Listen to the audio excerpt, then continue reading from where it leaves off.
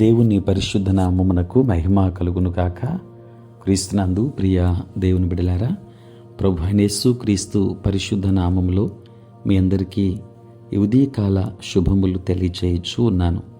ఈ దినమంతయు మీకు మీ కుటుంబానికి దీవెనకరముగాను ఆశీర్వాదకరముగాను దేవుడు అనుగ్రహించాలని మీ కొరకై ప్రార్థిస్తూ ఉన్నాను.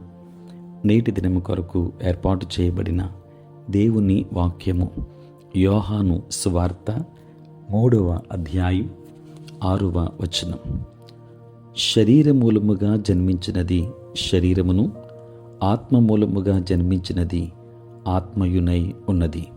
ప్రియులారా, నేటి దినము కొరకు ఏర్పాటు చేయబడిన ధ్యానాంశము నూతన జననము. ప్రియులారా, ఇజ్రాయేలీలకు సంబంధించి మనం చూస్తే వారు తమ దాస్యత్వం నుండి, ఫరో బంధకాల నుండి విడిపించబడ్డారు గనుక ఇది వారికి నూతన జన్మ వంటిది. వారు మేఘం క్రింద నుండి సముద్రము గుండా వెళ్ళుటను బట్టి నూతనముగా జన్మించారు. ప్రియులారా, మోషే ద్వారా బాప్తిస్మం పొందారు. వారు ఆత్మీయ ఆహారాన్ని భుజించి ఆత్మీయ బండ నుండి వచ్చిన నీటిని త్రాగారు. దేవుని బిడలారా, ఒక రాత్రి నికోదేము అనే పరిసయ్యుడు యేసు ప్రభు దగ్గరికి వచ్చాడు. ఈ పరిసయ్యునికి ఏం కావాలో యేసయ్యకు బాగా తెలుసు. ఇతనికి నూతన జన్మ కావాలి అని ఎరిగి, ఒకడు క్రొత్తగా జన్మించితేనే కానీ అతడు దేవుని రాజ్యమును చూడలేడని నీతో నిశ్చయముగా చెప్పుచున్నాను అని చెప్పారు. ప్రియులరా, ఒకసారి ఒక వ్యక్తి ఈ రీతిగా చెప్పాడు, నీవు ఒకసారి జన్మిస్తే నీవు 2 సార్లు మరణిస్తావు. నీవు 2 సార్లు జన్మిస్తే నీవు కేవలం ఒక్కసారే మరణిస్తావు. అవును ప్రియులరా, రెండో మరణాన్ని అనగా నరకము నుండి నీవు తప్పించుకోవాలి అంటే నీటి మూలముగా, ఆత్మ మూలముగా నూతన జన్మను పొందవలసిందే.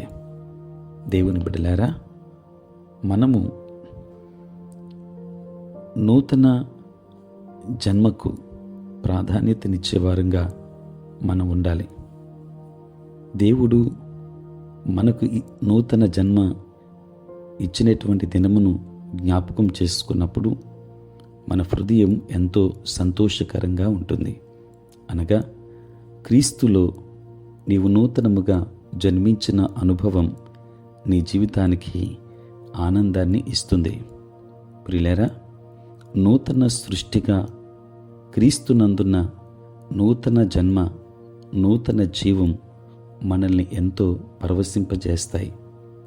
దేవుడు తన అత్యంత కృప ద్వారా మనల్ని సాతాను రాజ్యము నుండి తీసివేసి తన రాజ్యములో మనలను చేర్చాడు. ప్రియులారా, మనలను తిరిగి జన్మింప చేయడం ద్వారా మనలో గొప్ప అద్భుతాన్ని చేశాడు. ఇప్పుడు మనం సర్వశక్తుడైన దేవుని పిల్లలం, పరలోక పౌరులం. కాబట్టి ఆయనకు హృదయపూర్వకముగా వందనాలు చెల్లిందాం. క్రొత్తగా జన్మించిన అనుభవంలోనికి వద్దాం. దేవుడు మిమ్మల్ని దీవించునుగాక. ఆమేన్. ప్రార్థన. పరిశుద్ధుడైన తండ్రి, ప్రేమ కలిగిన ప్రభు, మీ పరిశుద్ధ నామమునకై వందనాలు, స్తుతులు, స్తోత్రాలు చెల్లిస్తున్నాము నాయన. రాత్రంతయు కాపాడి సంరక్షించి సుఖనిద్రను మాకు దయచేసి మా జీవితంలో మరి ఒక నూతన దినమును మీరు మాకు ప్రసాదించినందులకే స్తోత్రాలు. ఈ దినమంతా కూడా మీ సన్నిధి మాతో ఉంచండి. మీ ప్రసన్నత మాకు అనుగ్రహించండి.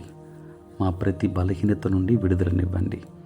నేటి మా పనులన్నింటిలో, ప్రయాణములలో, పరిచర్యలో తోడుగా ఉండండి దేవా.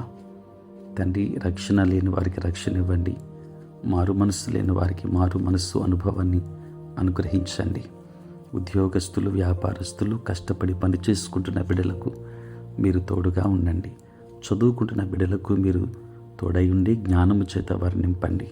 దూరదేశాలలో, దూర ప్రాంతాలలో నాయన ఉంటున్న బిడ్డలందరినీ దీవించండి.